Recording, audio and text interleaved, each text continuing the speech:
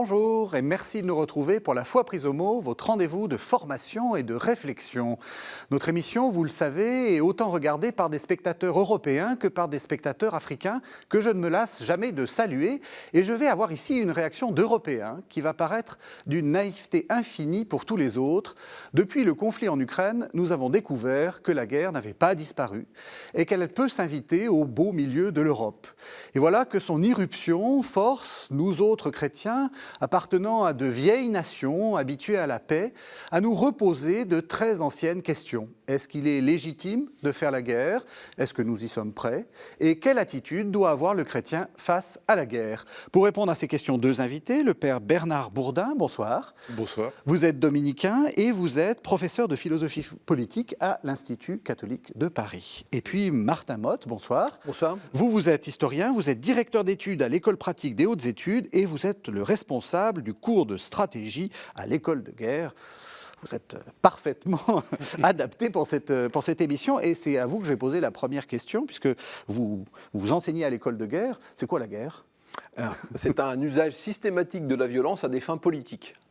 Vous pouvez avoir un usage ponctuel de la violence à des fins politiques, mais on appellera ça plutôt le terrorisme. Vous pouvez avoir un usage de la violence non politique, c'est la bagarre d'ivrogne. Vous pouvez avoir un usage systématique de la violence à des fins non politiques, c'est la lutte de clans pour un trafic de drogue.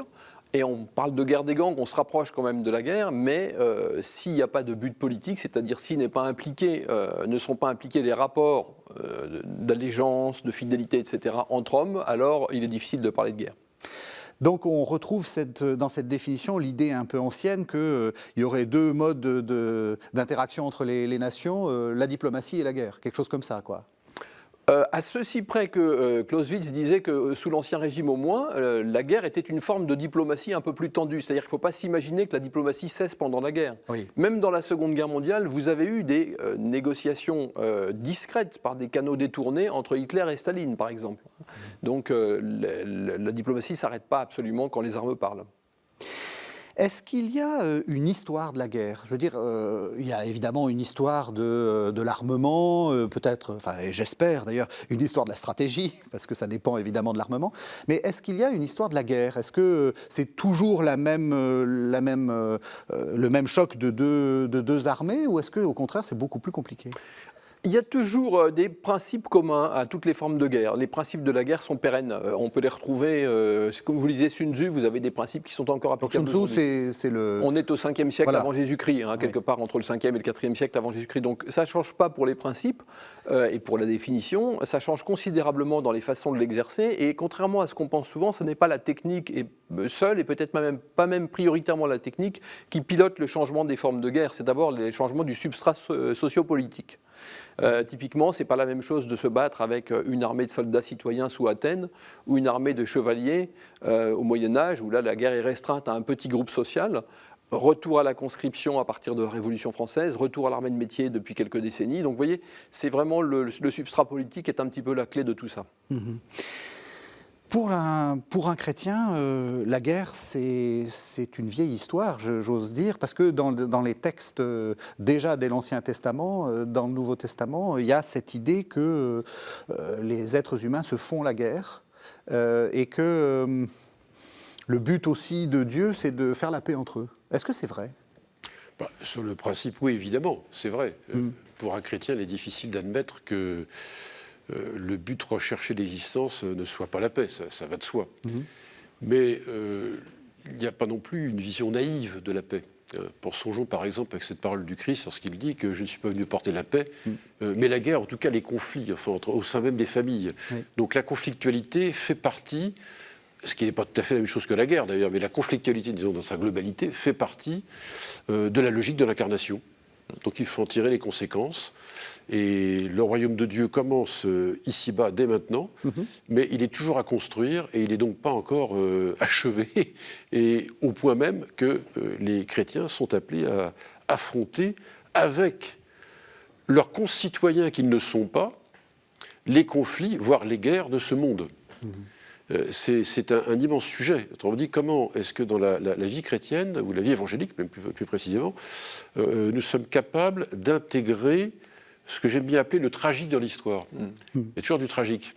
Et si l'homme est marqué par le péché originel et qu'il est aussi appelé à la grâce, au salut, donc il n'y a pas de destin, mais il affronte forcément le tragique dans l'histoire. Donc ce n'est pas un roman à l'eau de rose, l'existence humaine, et y compris chrétienne.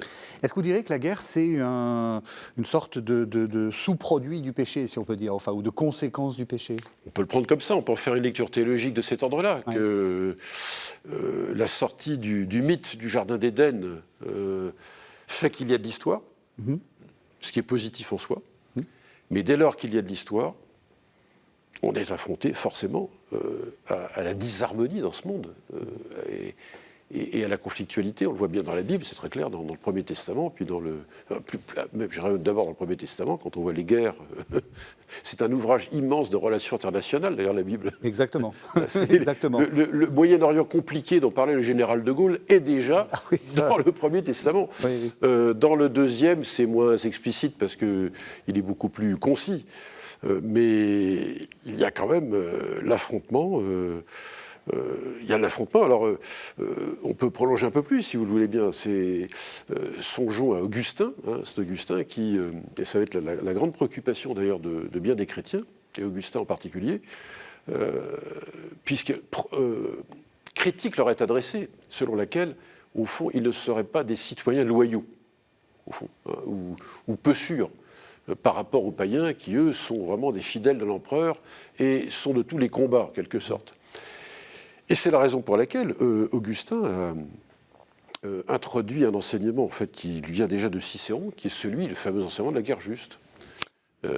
On va y revenir. Mais je pense qu'on va y revenir. Absolument. Le seul point où je m'arrête là, mais c'est la question de savoir est-ce qu'un chrétien joue le jeu du civisme au sein même de l'État, de la nation dont il fait partie.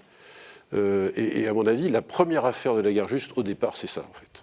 Mais ça, c'est très important parce que ça va aussi nous conditionner notre deuxième partie d'émission, qui est la question de la paix et la question de la désobéissance civile à la guerre. Mais on va revenir enfin, à cette question de guerre. Alors, il faut dire qu'on enregistre un peu avant la diffusion de cette émission, donc on ne sait pas ce qui va advenir de la guerre en Ukraine, donc on va être très prudent là-dessus. Mais est-ce qu'on peut dire globalement que la guerre en Ukraine change, enfin, qu'il y a un changement dans cette guerre par rapport à l'image de la guerre qu'on avait? On a vécu en Europe occidentale depuis des décennies sur l'idée que la guerre appartenait au passé. Oui.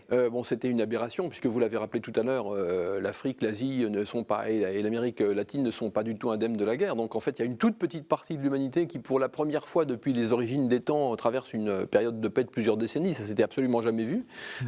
Et c'était exceptionnel. Et donc, je crois que la guerre en Ukraine, c'est le retour au réel et c'est le retour du réel. Au fond, on a vécu quand même, pour des tas de raisons historiques, mais aussi pour des raisons idéologiques. On est quand même ici dans un rousseauisme, disons, qui a été réactivé par mai 68, par l'anthropologie. Très intéressant, par exemple, les études préhistoriques. Les préhistoriens, dans les années 70-80, ont évacué complètement la question de la guerre préhistorique, parce qu'il était présupposé qu'avant l'invention de la propriété, l'homme était non violent. Et en fait, on se rend compte que ce n'est pas vrai du tout. Il y a des découvertes qui le montrent. Et donc, depuis les années 80-90, il y a un tournant. Mais si vous voulez, on a cru, je cite le penseur catholique Donoso Cortés du 19e siècle, Donoso Cortés disait les hommes de notre époque sont bien extravagants, ils ne veulent pas croire à l'Immaculée Conception de la Vierge Marie. C'est une vérité de dogme, mais pas vérifiable historiquement. Mais par contre, ça ne les dérange pas de croire à l'Immaculée Conception de l'homme, alors qu'on peut vérifier tous les jours que ça ne marche pas.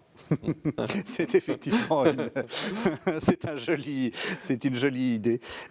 Mais alors, quand même, on a l'impression, et on a entendu que la surprise, c'est que cette guerre en Ukraine réactivait finalement une forme de guerre qu'on croyait disparue. C'est vrai que depuis la fin de la Deuxième Guerre mondiale, enfin, disons, depuis les années 80, on est plutôt habitué à des sortes de guérillas, c'est-à-dire des choses où on n'est pas dans de la bataille rangée, etc. Est-ce que c'est quand même pas une surprise, ça ?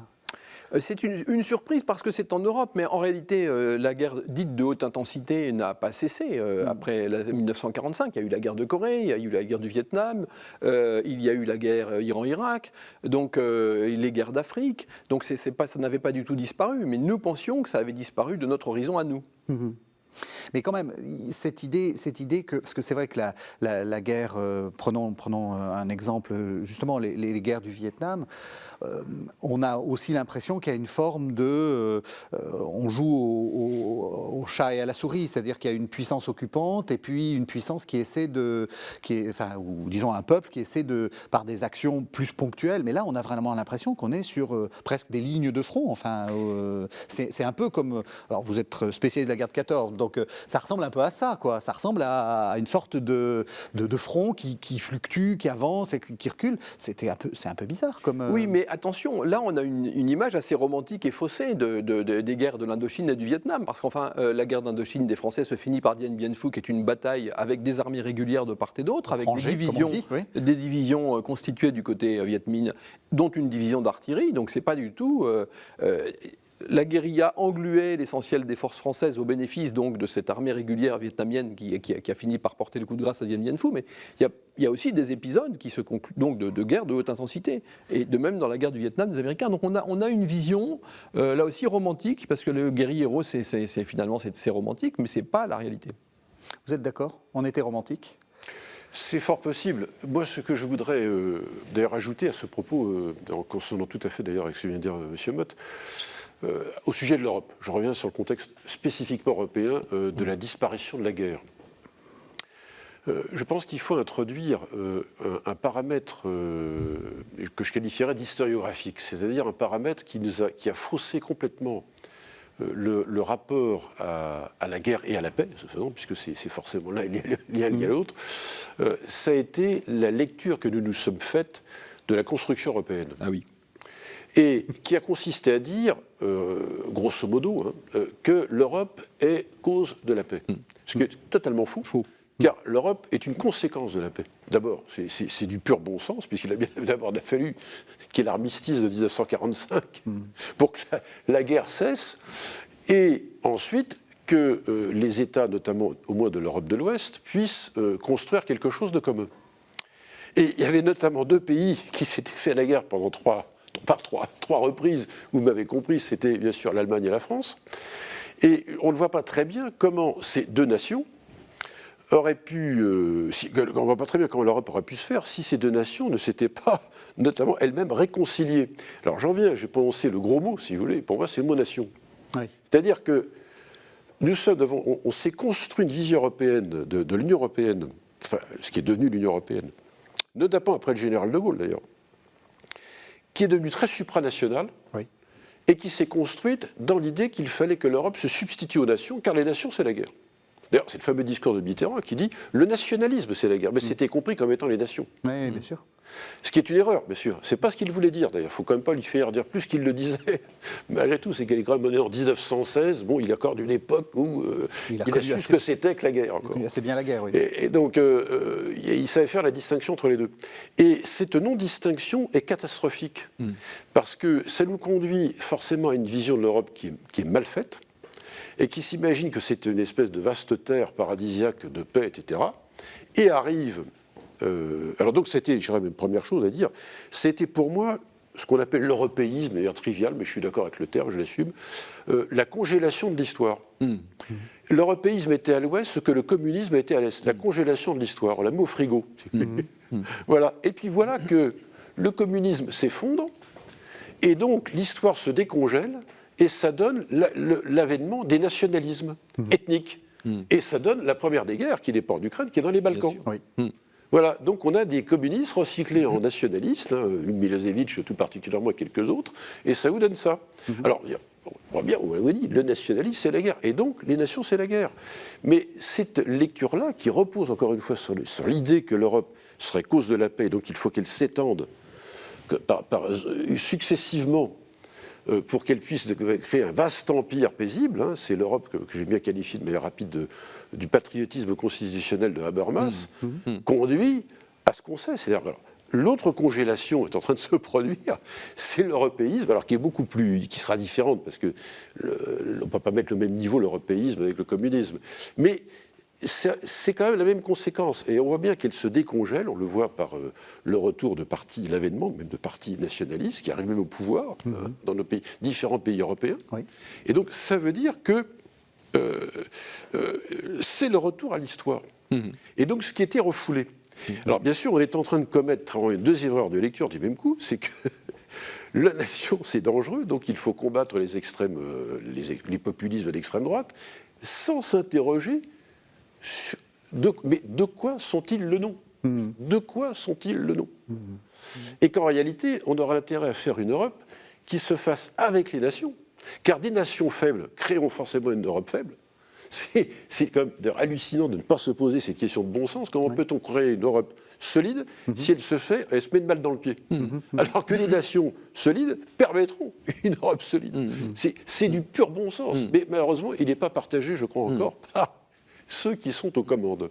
Je vous sens d'accord. Oui, ça me fait penser à une lettre de Jean Monnet au président Roosevelt pendant la Seconde Guerre mondiale en 1943. Et donc, c'était l'un des conseillers très écoutés de Roosevelt pour les questions européennes. Et il écrit à Roosevelt « Il n'y aura pas de paix en Europe si elle se reconstitue sur la base des souverainetés nationales, si les nations restent souveraines. » Donc, Jean Monnet explique très clairement en 1943 qu'on va détricoter les souverainetés, parce que comme ce sont les nations qui font la guerre, s'il n'y a plus de nations, il n'y aura plus de guerre. Alors, c'est assez amusant, parce que quand les nations se sont créées au sens républicain moderne, donc fin du XVIIIe siècle.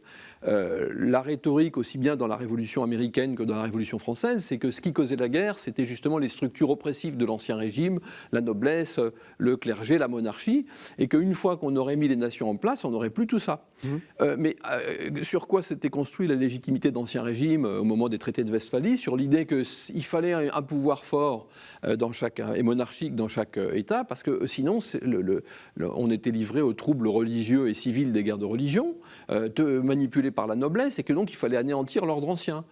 Et la noblesse avait dû se constituer elle-même etc. Donc, à chaque système politique, on construit une légitimation qui consiste à dire « nous ou la guerre », et en fait, comme aucun système politique ne réussit à faire la paix définitive, on doit bien conclure que, par élimination, que le seul vrai facteur de guerre, c'est l'homme, parce que c'est la seule constante entre ces régimes politiques, et que donc, si on veut supprimer la guerre, il faut supprimer l'homme.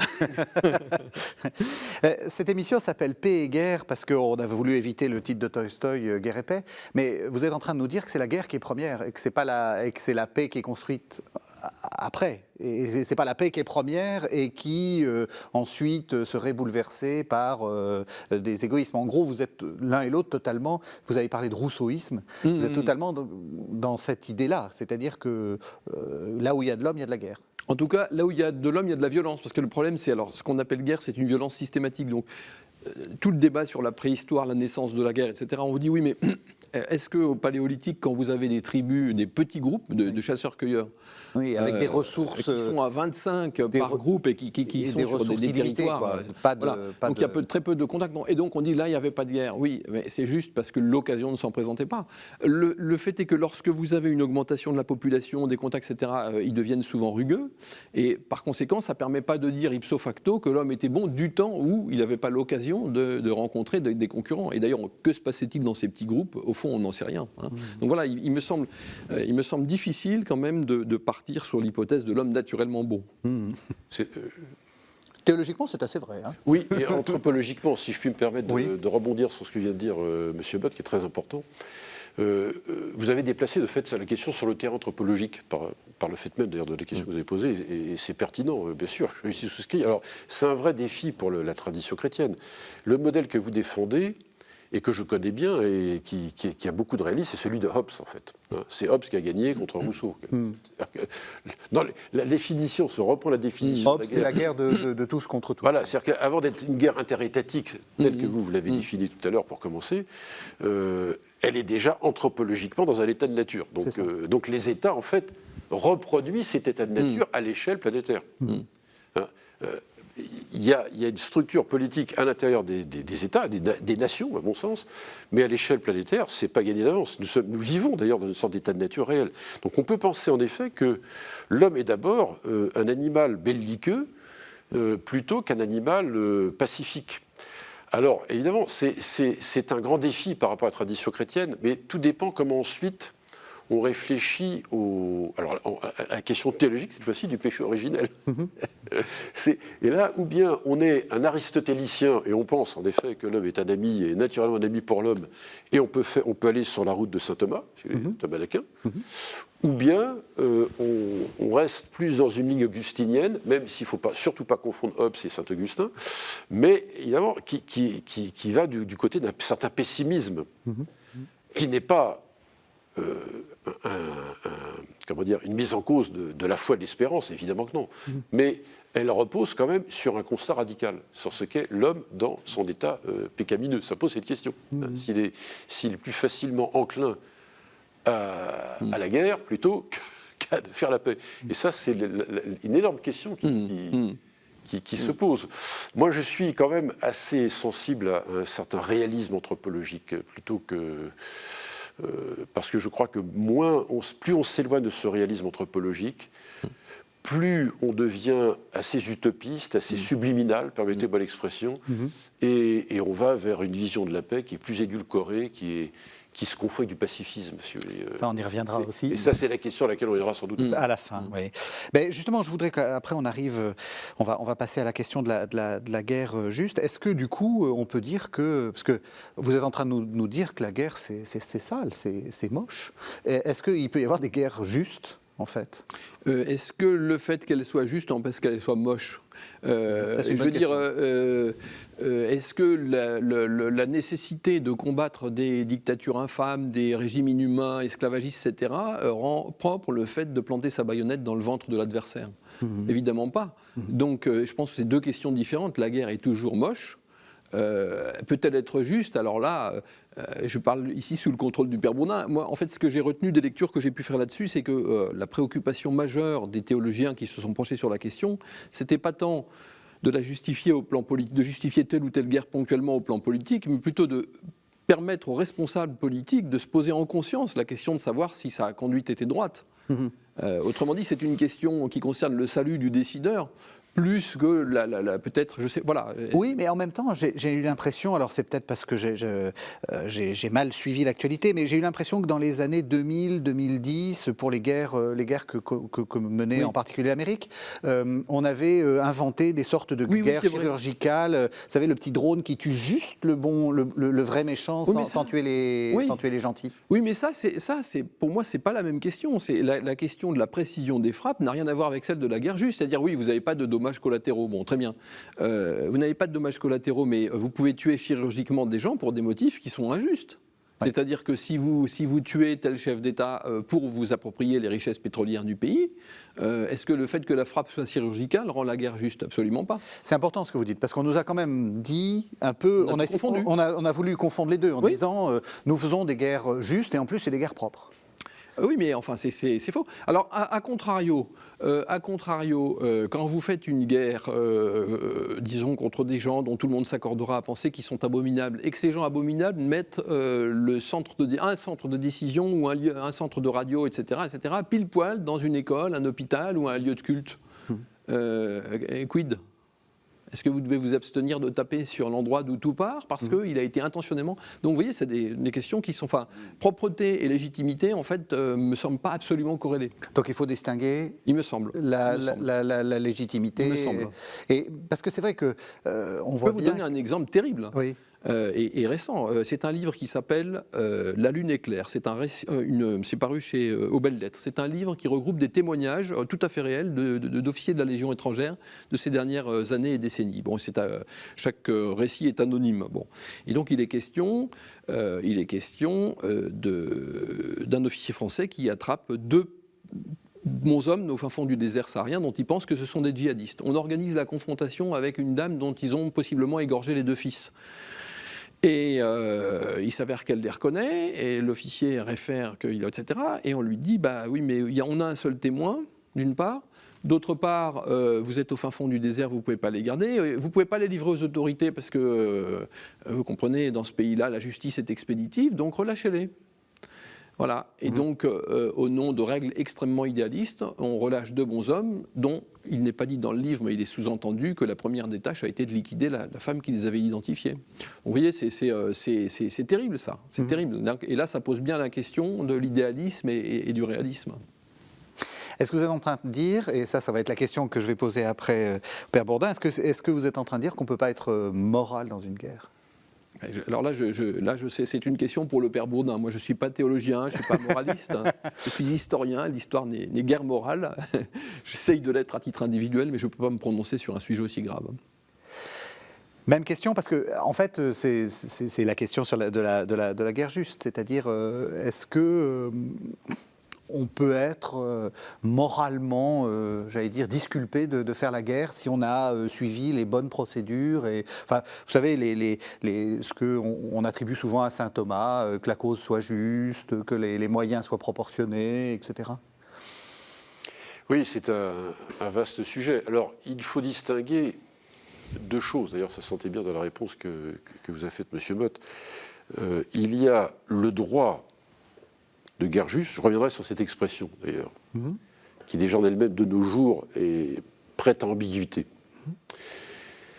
Et puis il y a le droit dans la guerre juste. Oui, oui. Et après aussi. Hein. Alors après, oui, Ouais. ça c'est Vittoria d'ailleurs, c'est beaucoup plus tard, c'est le théologien Vittoria qui réfléchit aux deux questions. Mais donc il y a deux moments. Déjà Cicéron, Augustin jusqu'à saint Thomas. La seule question qui les intéresse, c'est le droit de guerre juste. Oui. Il ne rentre pas dans le sujet en lui-même. Qu'est-ce qui se passe pendant la guerre ? Comment ça se passe ? Donc ça veut dire qu'il y a une évolution sur plusieurs siècles de ce qu'on appelle une doctrine, qui ne l'était pas encore véritablement, à mon avis, chez Augustin. C'est un enseignement éparse. Mais il n'y a pas un traité. On ne va pas chercher un traité chez Augustin de la guerre juste.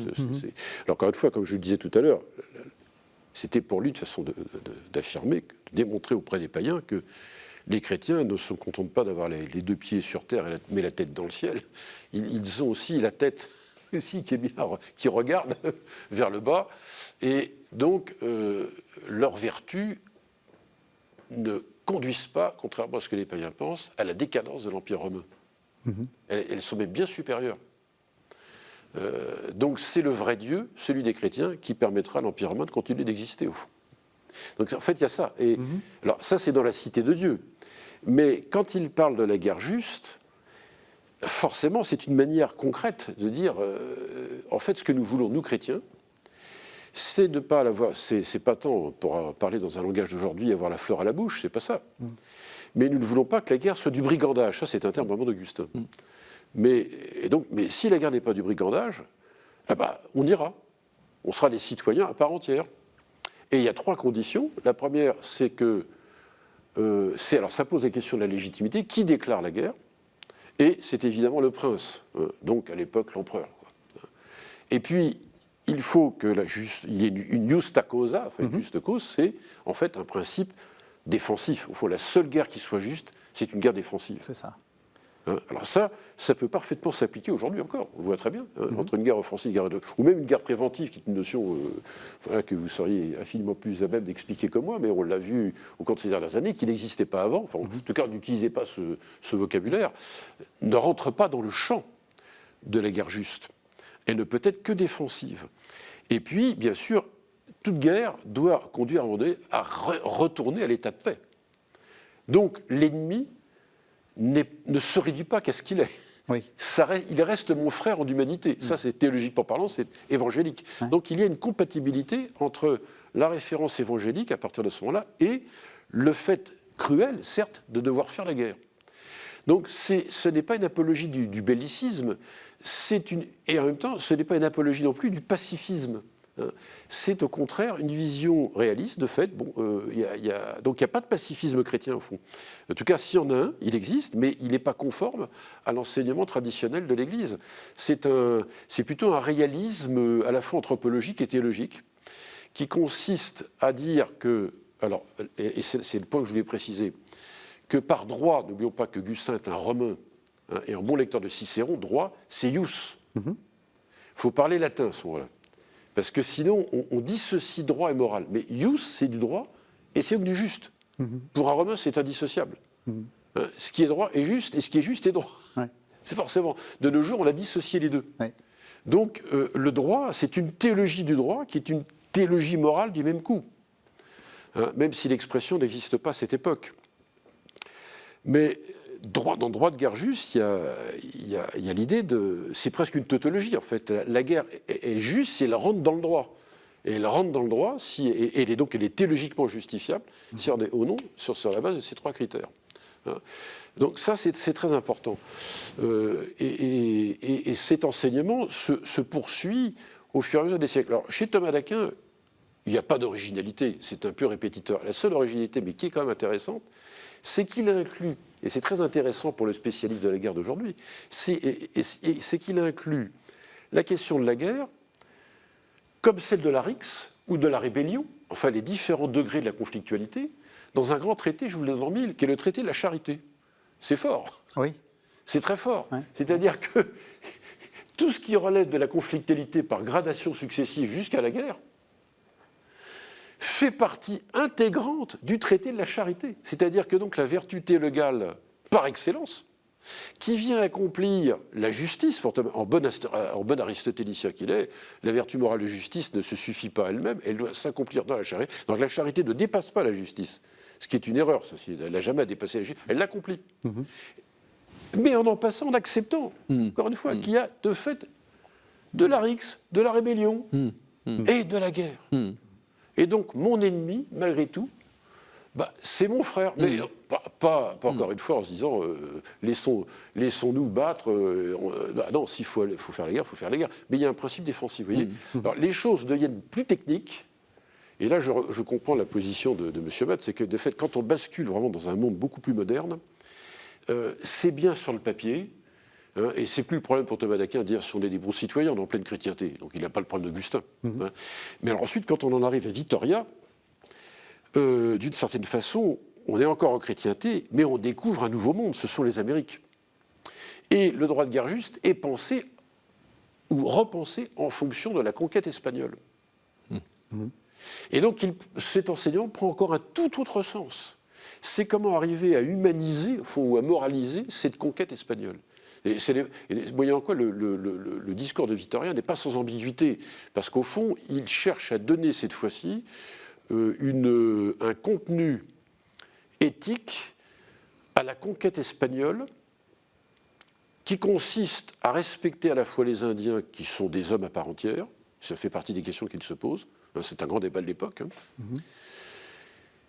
et en même temps à attendre d'eux en retour une communication, ce qu'il appelle une communication entre les Espagnols et eux, c'est-à-dire qu'ils acceptent aussi qu'on vienne leur rendre visite ici.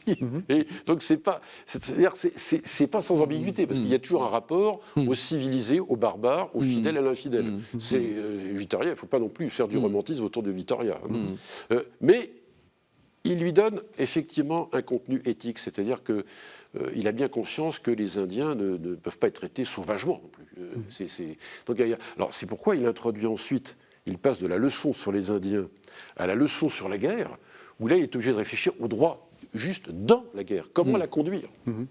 Et là évidemment, il y a tout le défi qui est posé. Qu'est-ce que c'est qu'une guerre qui arrive à peu près à respecter les normes de la morale? Ça, c'est le grand défi. Hein. Et au fond, quand on en arrive à Hobbes, c'est tout naturel, d'une certaine manière, on en arrive à Hobbes, on est sorti du monde d'Aristote, et là, effectivement, les positions deviennent beaucoup plus radicales. C'est ce que n'a pas pensé Vittoria.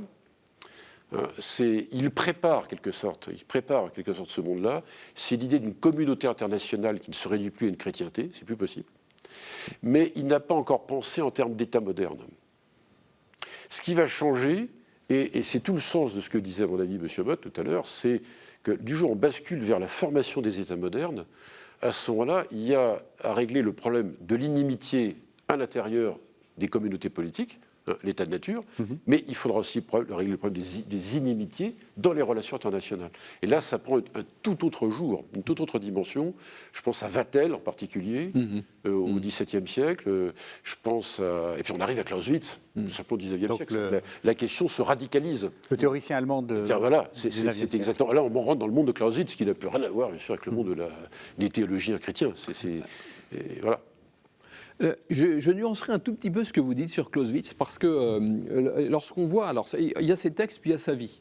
Et est-ce que c'est pendant l'occupation de 1814 ou 1815, je ne sais plus laquelle des deux, mais je crois les deux, il est donc officier prussien à Paris, et il appelle les autorités prussiennes, et en particulier Blücher en 1814, qui est le chef de l'armée prussienne, à la modération envers la population, parce qu'il y a un grand nombre de gens dans l'armée prussienne qui veulent faire payer aux Français la dureté de l'occupation napoléonienne entre 1806 et 1813.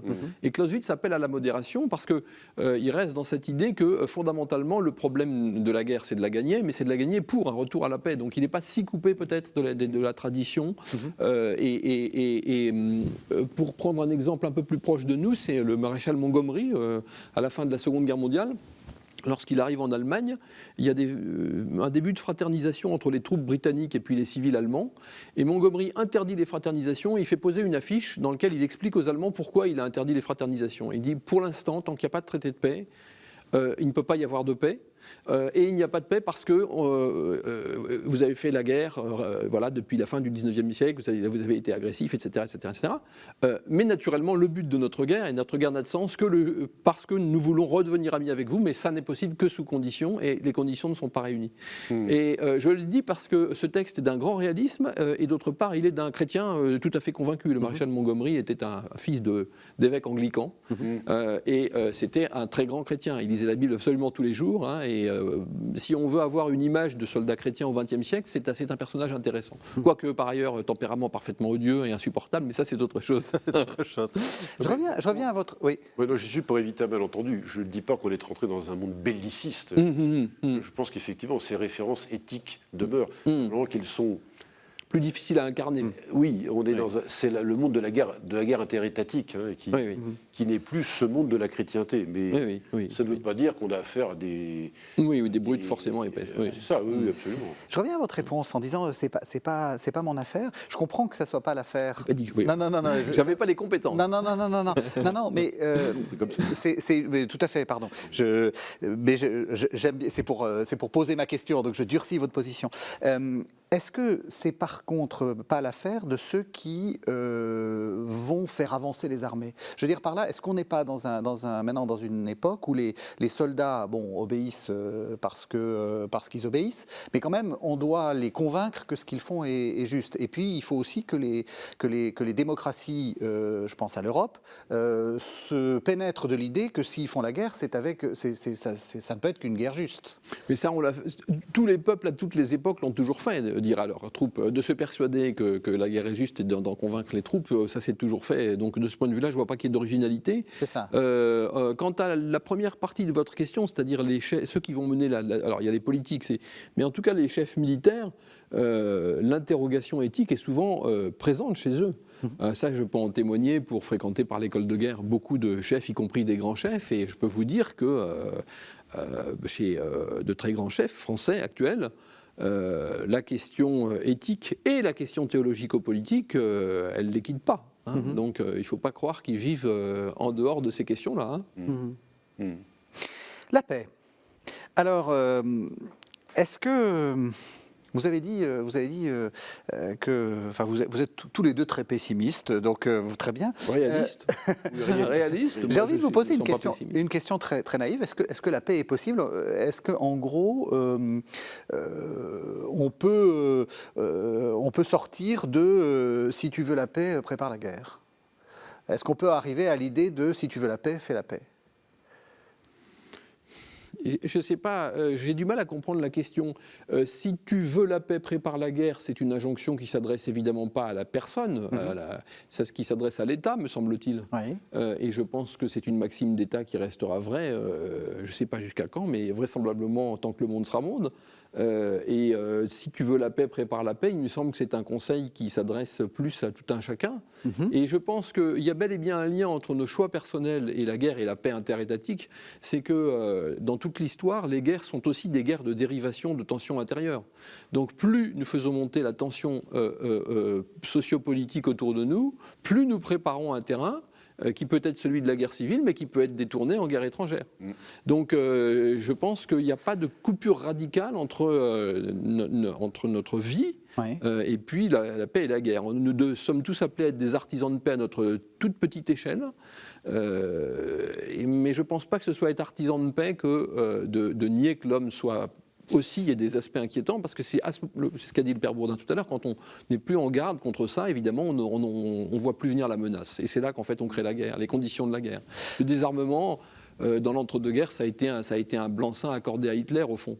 Et dans les calculs pour la guerre en Ukraine, il est absolument évident que dans les calculs qui ont dû motiver le passage à l'acte de Vladimir Poutine, il y a les budgets d'armement ridicules de l'Europe de l'Ouest.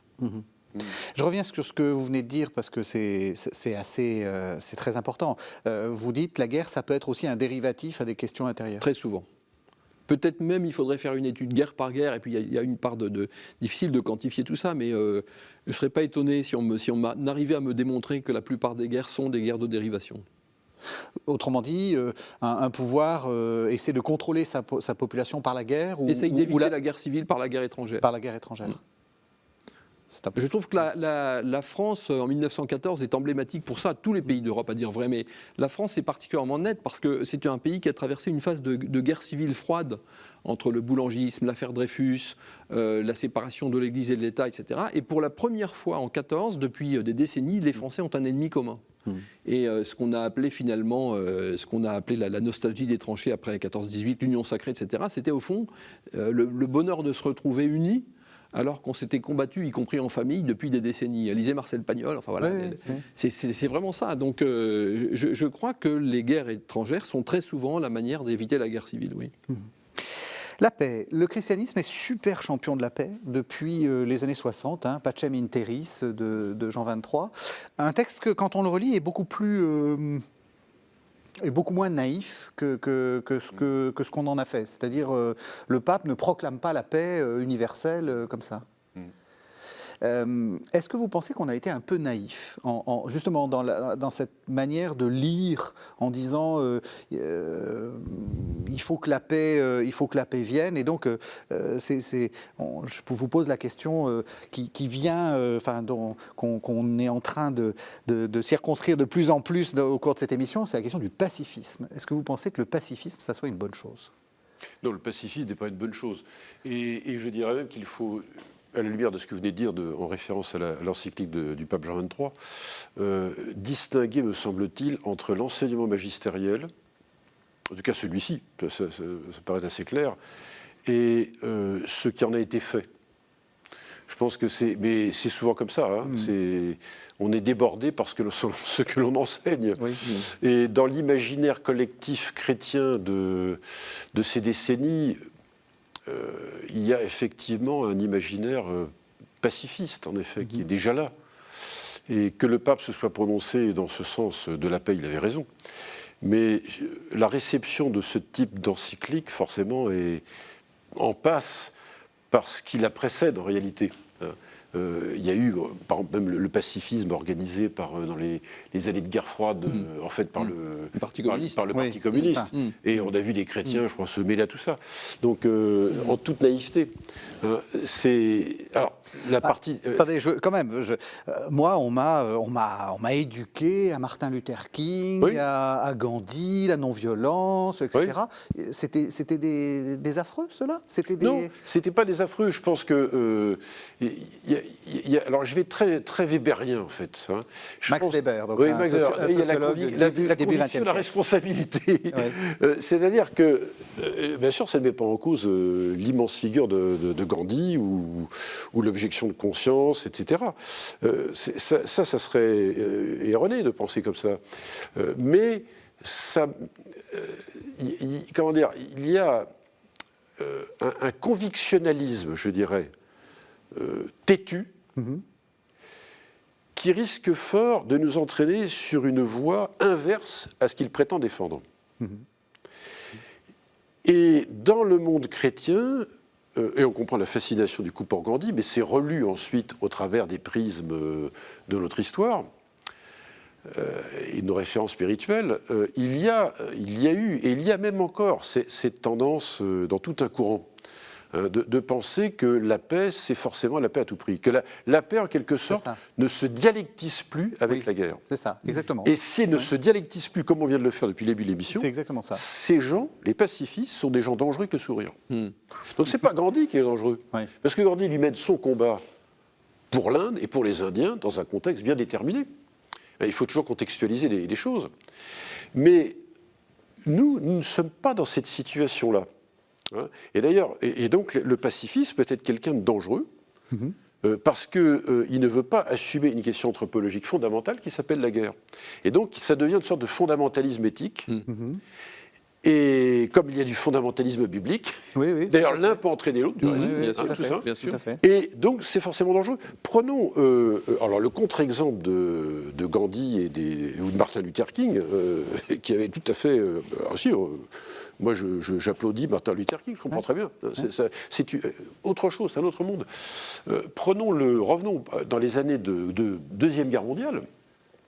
On peut noter une chose qui est frappante, c'est que beaucoup de pacifistes se sont retrouvés dans la collaboration, et sont même devenus fascistes, pour certains. C'est vichistes, en tout cas au minimum, mais voire plus que ça. Au nom de l'anticommunisme, et donc de la paix avec Hitler et l'Allemagne nazie. C'est un retournement spectaculaire qui en dit long sur la dangerosité. Pourquoi ? Parce qu'on refuse finalement, en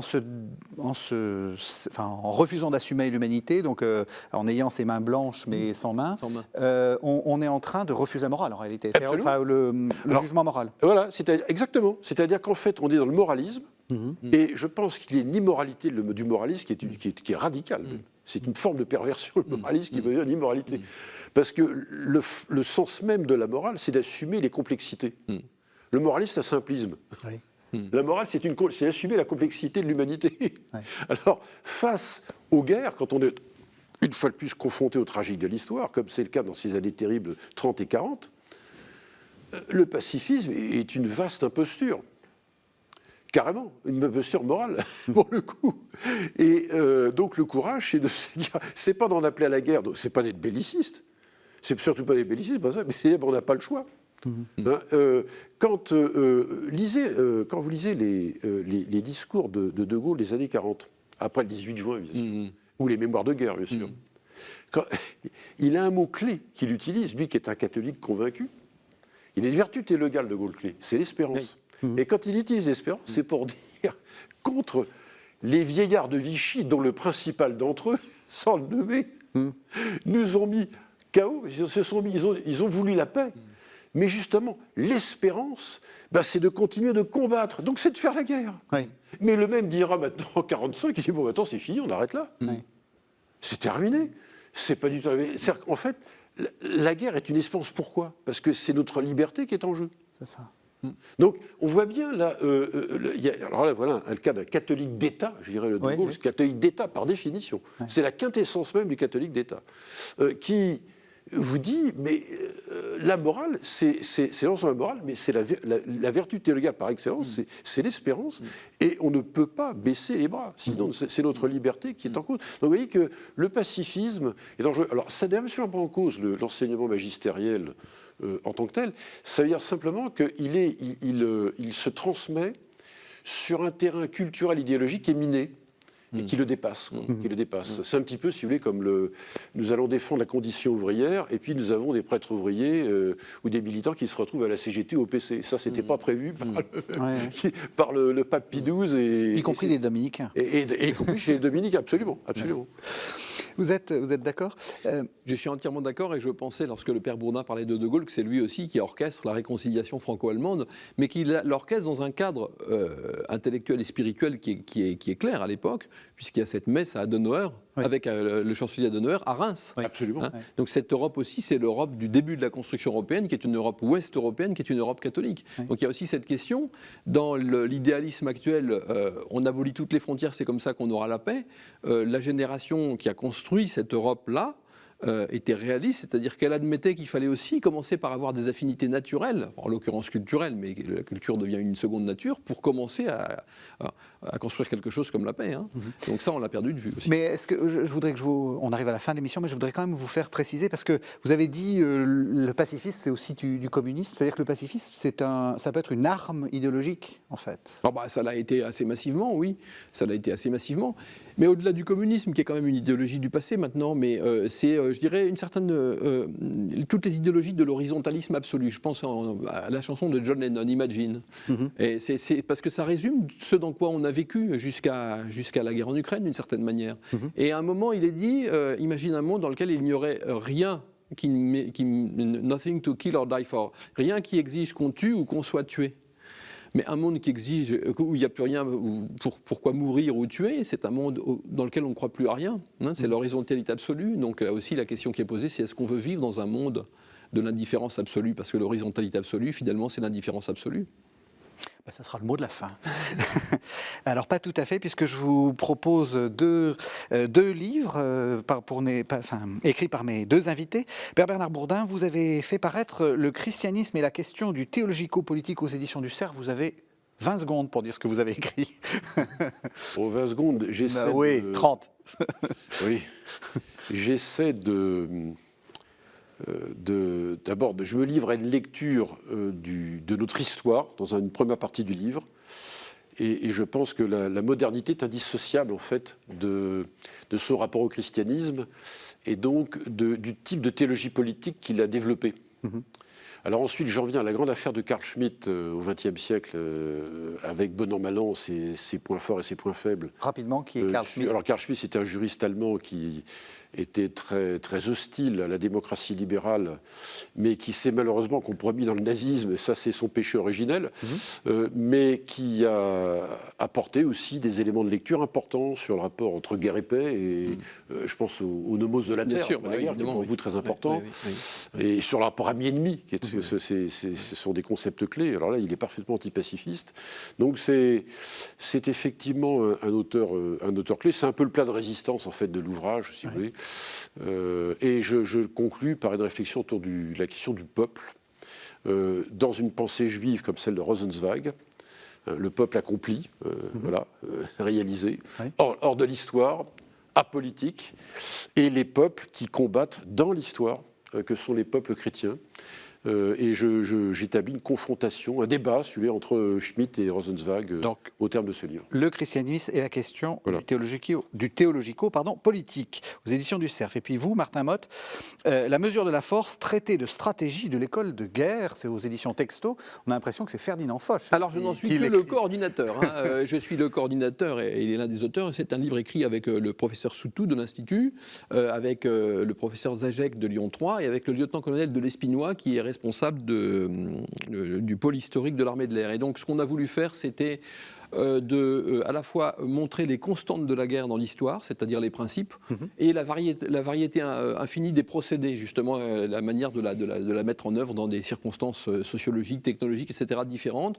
Et on a voulu aussi nous tenir à égale distance des deux péchés originels de la pensée militaire contemporaine actuellement, c'est-à-dire le tout technologique d'un côté, le tout sociologique de l'autre. On a voulu suivre une voie moyenne et politique, au fond, le primat du politique. Voilà, donc de manière très clausewitzienne, ce qui est de tradition à l'école de guerre.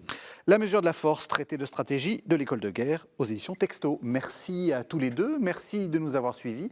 Vous savez que vous pouvez retrouver cette émission sur le site internet de la chaîne www.ktotv.com et on se retrouve la semaine prochaine.